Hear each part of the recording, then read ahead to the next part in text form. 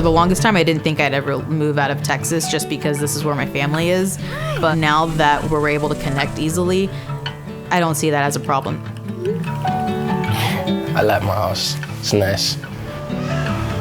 I couldn't imagine living anywhere else long term. Definitely important to live around friends and people because it's home, innit? Teaching my family how to use technology was a bit of a learning curve. Unmute your mic. We've unlocked a whole new way to engage with each other. I'm definitely ready to just move on and take on different challenges where I'm surrounded by a different vibe. I think it's mainly the people because everyone's like close. And when you are close with your neighbors and whatnot, you can be there for them.